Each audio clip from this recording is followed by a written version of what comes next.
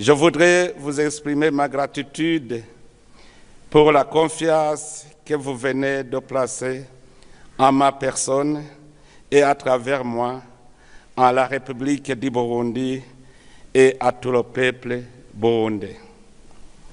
C'est une responsabilité immense. C'est une responsabilité immense que vous venez de placer entre nos mains.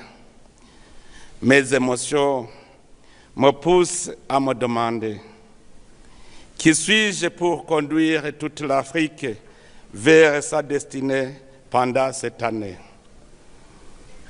Je crois que je pourrai tout par mon Seigneur qui me fortifie, car je sais qu'il ne choisit pas les plus forts, mais il fortifie ce qu'il a choisi.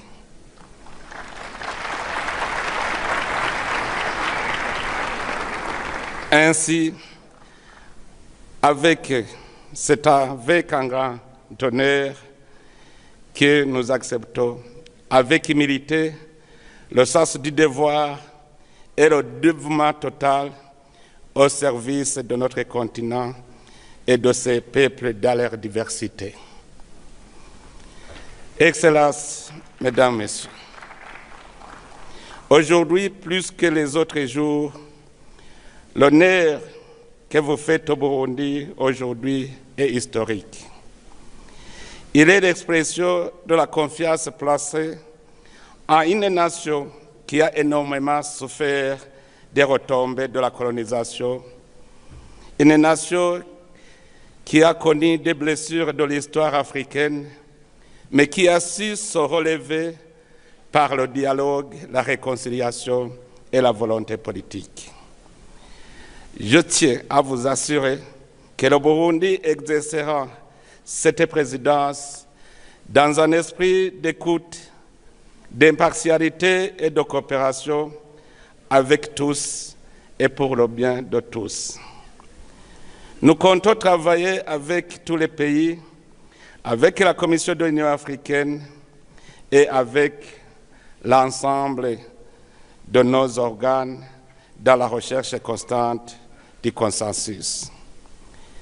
À cette même occasion, j'adresse en même temps mes chaleureuses félicitations au président sortant, son Excellence et frère João Manuel Gonçalves Lourenço, pour la qualité de son leadership, sa constance dans l'action et son engagement indéfectible au service de l'Afrique. Sous l'impulsion de l'Angola, l'Union africaine a accompli des avancées notables, en particulier dans les efforts de rationalisation de nos réunions, de simplification de nos méthodes de travail et d'amélioration de l'efficacité de nos processus décisionnels. Le Burundi entend s'inscrire pleinement dans cette dynamique vertueuse. Nous nous engageons à consolider ces acquis, à en conserver l'esprit et à y apporter, en concertation avec le champion de la réforme institutionnelle de l'Union africaine, son Excellence et frère William Samuel Ruto, les États membres et la Commission, des améliorations progressives visant à renforcer davantage l'efficacité, la cohérence et la crédibilité de notre organisation. Excellences, Mesdames, Messieurs, la République sœur d'Angola passe le témoin au Burundi dans un contexte international marqué par de profondes mutations géopolitiques, une multiplication des crises sécuritaires, des tensions économiques persistantes, les effets accélérés des changements climatiques et une remise en question croissante du multilatéralisme. Face à la montée des logiques unilatérales, les défis à relever exigent des réponses collectives fondée sur le dialogue, la solidarité et le respect du droit international.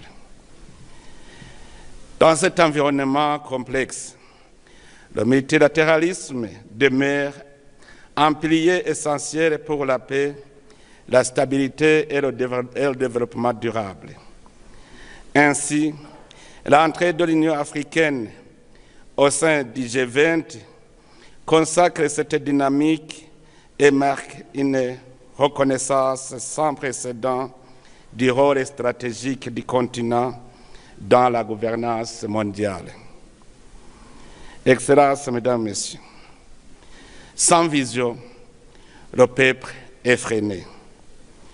Nous savons maintenant où nous allons, ce que nous voulons et les stratégies à adopter pour arriver à nos objectifs. C'est donc un devoir et une obligation historique pour le Burundi de renforcer la voix de l'Afrique sur la scène mondiale et de contribuer activement à la reconstruction d'un ordre international plus juste, équilibré et inclusif. La mise en œuvre de l'agenda 2063 sera notre plus grande préoccupation durant cette année de notre présidence, car cet agenda est pour nous un contrat moral qui engage plusieurs générations africaines et qui trace la voie d'une Afrique intégrée, prospère, pacifique et maîtresse de son destin. Excellences, Mesdames et Messieurs, l'année 2026 est placée sur le thème « Assurer une disponibilité durable de l'eau et des systèmes d'assainissement sûrs pour atteindre les objectifs de l'agenda 2063 ». Ce thème n'est ni abstrait ni symbolique. Il y renvoie à une réalité quotidienne pour des millions d'Africains. Aujourd'hui encore, plus de 400 millions de personnes sur notre continent n'ont pas accès à une source d'eau potable sûre et plus de 700 millions sont privés de services d'assainissement adéquats. Les premières victimes de cette situation sont bien sûr les enfants, les femmes et les populations rurales. La mise en œuvre de ce thème constituera donc le premier pilier stratégique de tous les États membres de l'Union africaine. En effet, l'absence d'eau potable et d'assainissement est à l'origine des maladies évitables, de perte de productivité, de décrochage scolaire et de vulnérabilité accrue face au choc climatique. On ne saurait donc espérer une Afrique prospère sans eau potable et sans services d'assainissement efficaces, car la force de travail est tributaire d'une santé saine, résultant entre autres de l'eau potable et de l'hygiène. Au Burundi déjà, la feuille de route de sa vision, nous comptons accélérer l'addiction d'eau potable pour s'assurer que d'ici 2040, chaque famille rurale aura droit d'atteindre à une fontaine d'eau potable à une distance maximale de 15 minutes aller-retour. Nous estimons que si chaque pays africain faisait un effort de réduire les distances de l'accès à l'eau potable, surtout dans les régions rurales, chacun de nous, en tant que responsable du destin de nos citoyens, reprendrait son souffle.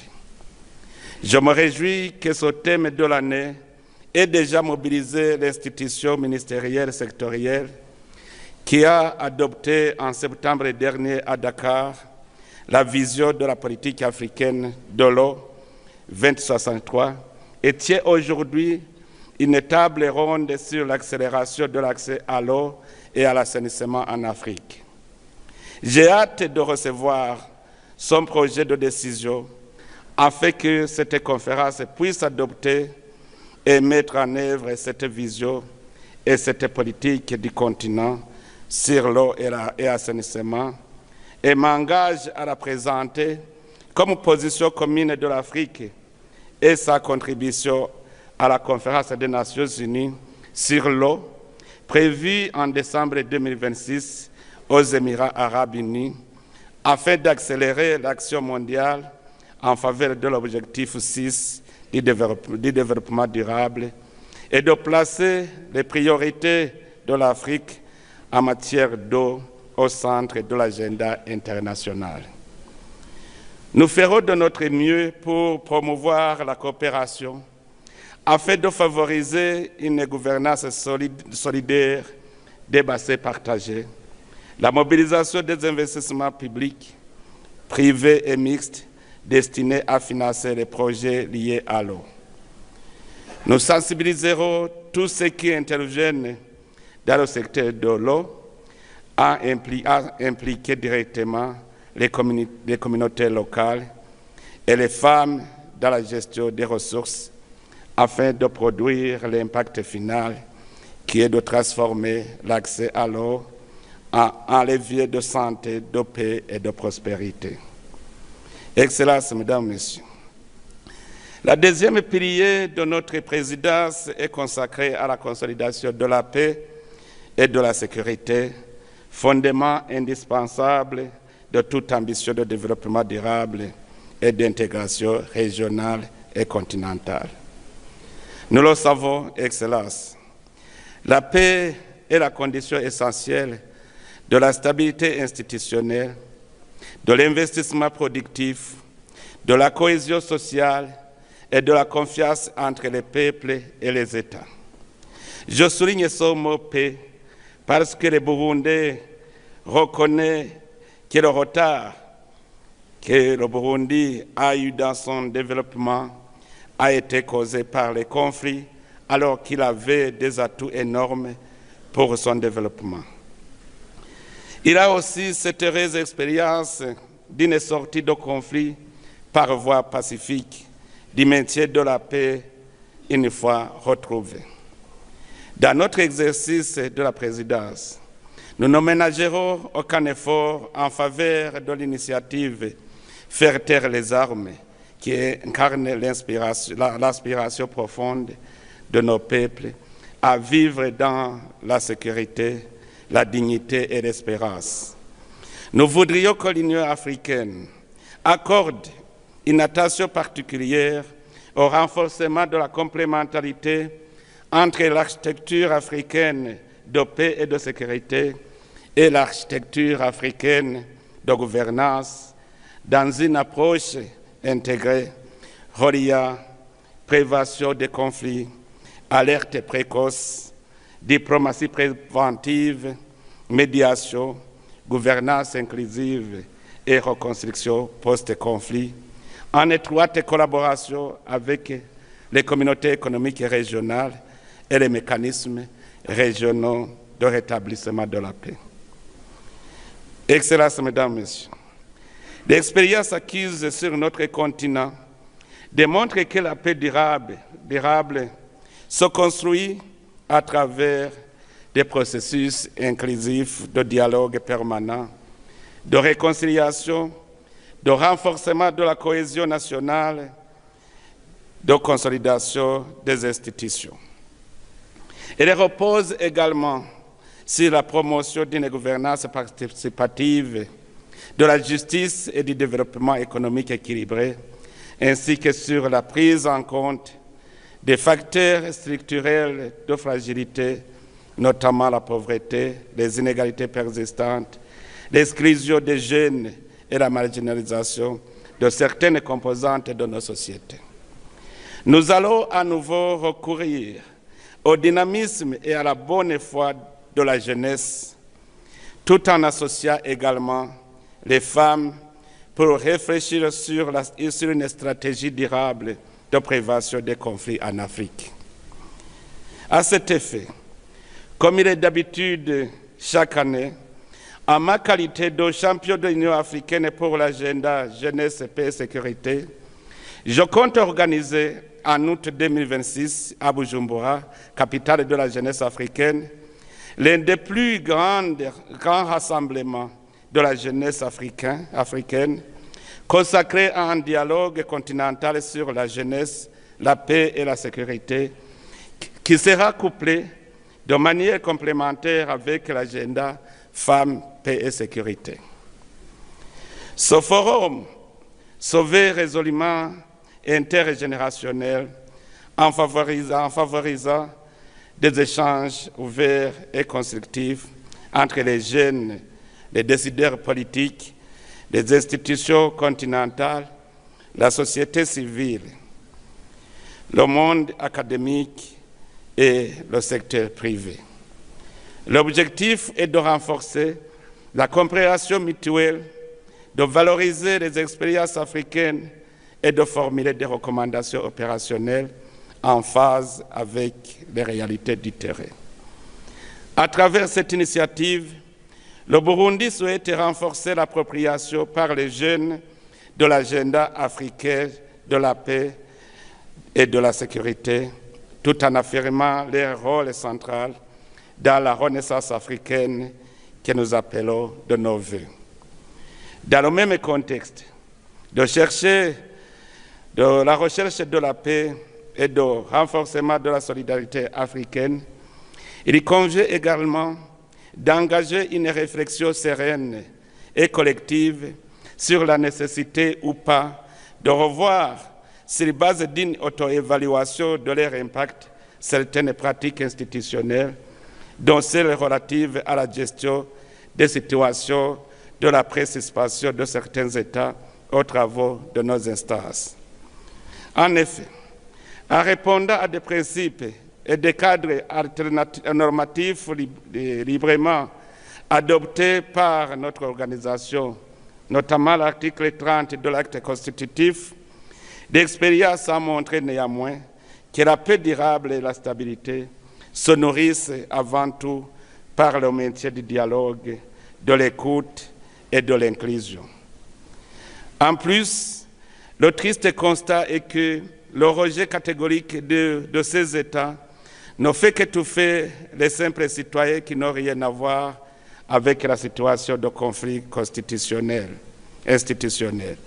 Car ces autorités, bien que constitutionnelles, sont toujours redevables de la vie actuelle des citoyens et sont leurs interlocuteurs avec le monde extérieur. Cette réalité invite à une réflexion équilibrée sur les modalités les plus efficaces pour préserver nos valeurs communes d'unité et de solidarité envers les peuples, tout en maintenant des canaux de communication ouverts, indispensables à la médiation, à la prévention des crises et au retour durable à l'ordre constitutionnel.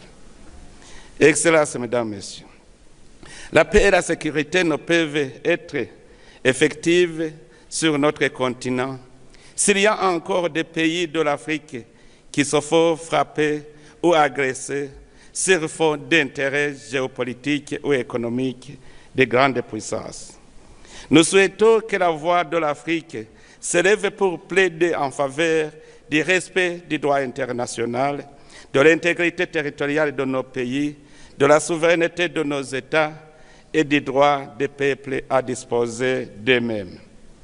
Aucun pays africain ne devrait être recolonisé, envahi ou obligé de se soumettre à un quelconque pouvoir étranger au XXIe siècle.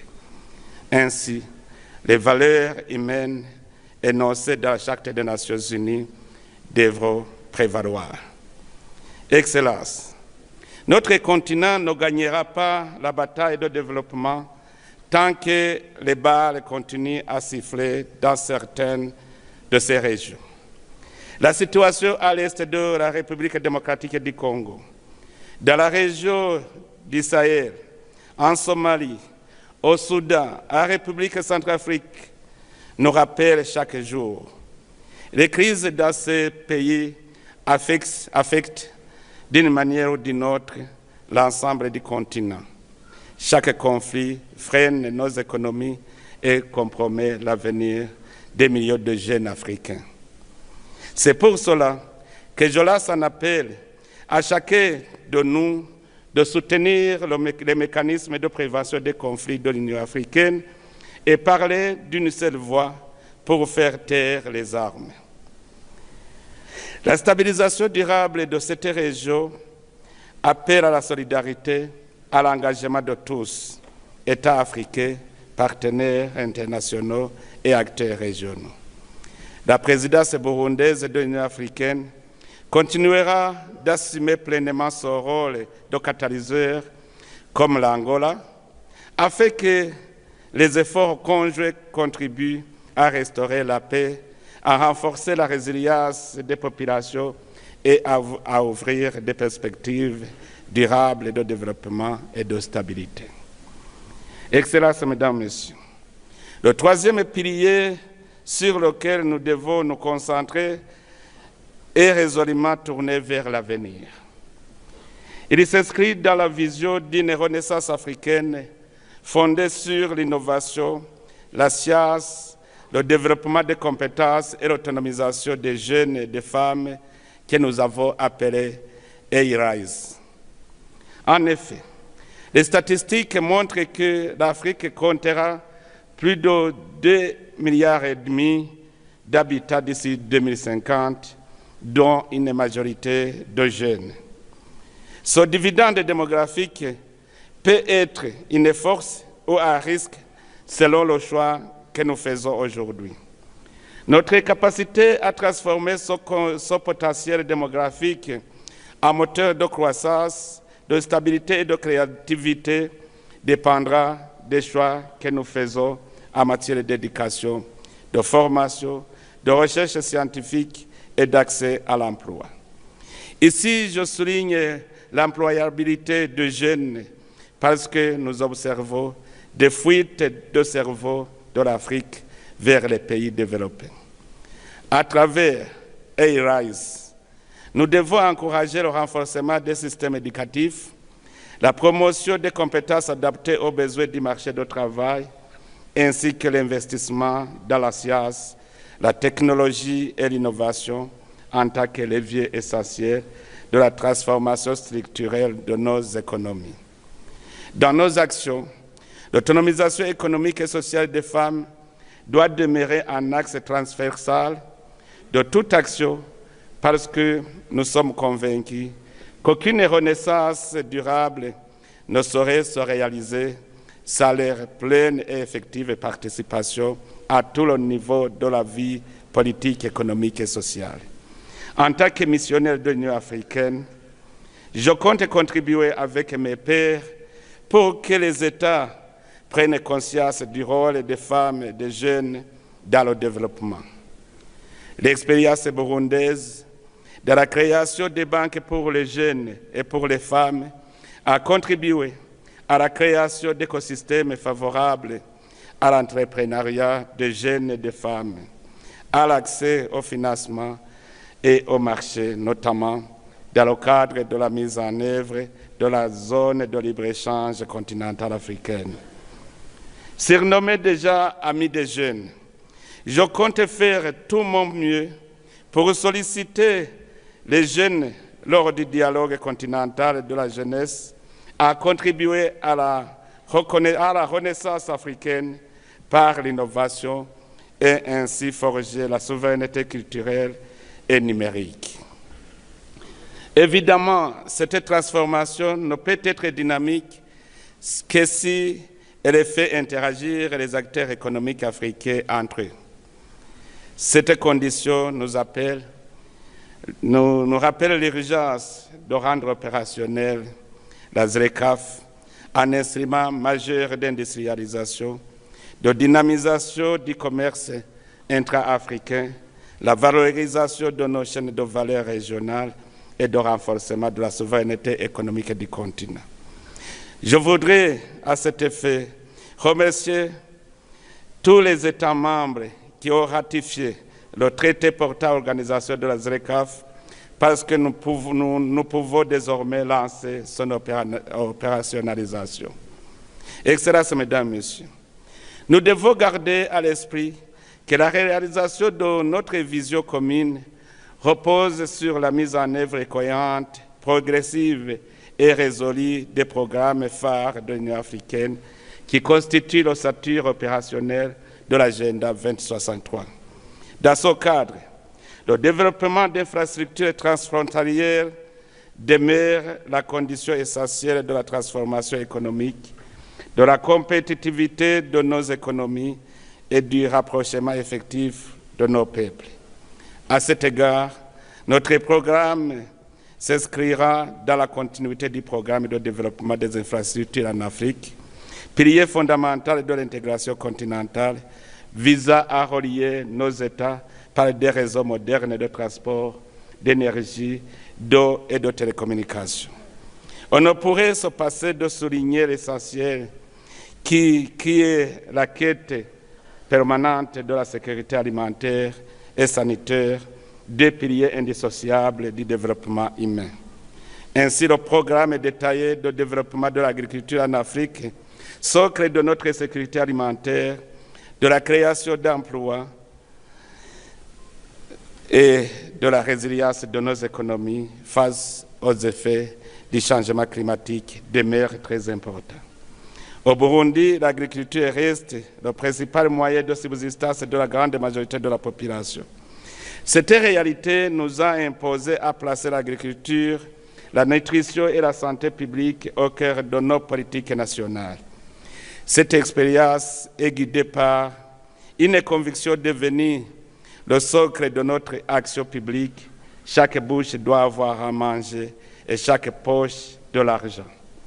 Ce slogan traduit notre vision d'un développement centré sur l'être humain, où la dignité commence par une alimentation suffisante et saine et se consolider par la capacité de chaque Africain à subvenir à ses besoins par son travail. Excellences, Mesdames et Messieurs, la quête permanente de la bonne gouvernance reste autant une de nos priorités. On n'oubliera pas l'importance du mécanisme africain d'évaluation par les pairs en tant qu'outil essentiel de promotion de la bonne gouvernance. Ce renforcement continue à contribuer à la consolidation de la confiance, de la stabilité institutionnelle et la crédibilité de nos États par nos citoyens, condition indispensable à une paix durable, un développement inclusif et une intégration continentale réussie. Nous continuerons également à soutenir le renforcement des organes de l'Union africaine, la Commission, le Conseil de paix et de sécurité, le Parlement panafricain, la Cour africaine et les institutions financières africaines, car une union forte repose sur des institutions crédibles, efficaces et dotées de ressources adéquates. À cet égard, je tiens à rendre hommage appuyé à tout le personnel de l'Union africaine. Leur professionnalisme, souvent discret mais essentiel, est le moteur quotidien de notre organisation. Le Burundi s'engage à soutenir leurs efforts et à promouvoir une administration continentale performante et respectée. Dans la mise en œuvre de l'ensemble de ces priorités, notre présidence attachera une importance particulière au renforcement de partenariats stratégiques de l'Union africaine fondés sur le respect mutuel, l'alignement sur les priorités africaines et les bénéfices partagés. Nous œuvrerons à consolider la coopération avec les Nations unies, les institutions financières internationales, les partenaires bilatéraux et multilatéraux, ainsi qu'avec le secteur privé et la société civile, afin de mobiliser les ressources, les compétences et les innovations nécessaires à l'accélération de la mise en œuvre de l'agenda 2063. Excellences, j'ai la conviction que l'Afrique est capable de marcher debout, s'appuyant seulement sur le dynamisme de ses filles et fils et de ses ressources naturelles. L'expérience de l'Afrique est celle d'un continent en marche, conscient de ses défis et aussi confiant dans la capacité de son peuple à les surmonter. Notre présidence veillera à ce que cette action collective s'exerce dans un esprit d'inclusion, de solidarité et de responsabilité partagée au service inclusif de l'intérêt supérieur du continent africain.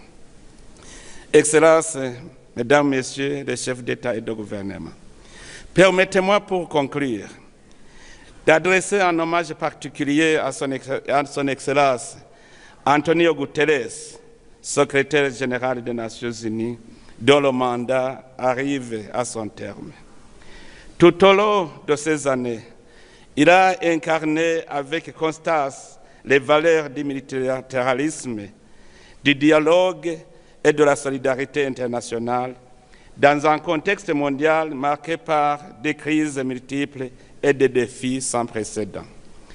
L'Afrique tient à saluer son engagement soutenu en faveur de la paix, du développement durable et de la place légitime de notre continent dans la gouvernance mondiale.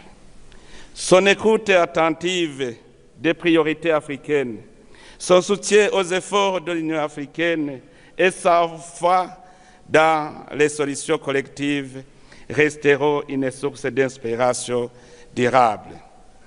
Au moment où il s'apprête à transmettre le flambeau, nous lui exprimons notre profonde reconnaissance et lui adressons nos vœux les meilleurs pour la suite de son engagement au service de la paix, de la dignité humaine et d'un monde plus juste. Je vous prie de l'applaudir parce que c'est peut-être la dernière fois qu'il participe au sommet ordinaire de l'Union africaine. Alors que le Seigneur Tout-Puissant continue à guider vos pas, Excellence, Monsieur le Secrétaire général. Et c'est sur ce vœu que je conclue et vous remercie, Excellence, Mesdames, Messieurs, pour votre aimable attention. Thank you. Asante Nisan. Muito obrigado. Muchas gracias. Shukran. Que Dieu vous bénisse tous. Je vous remercie.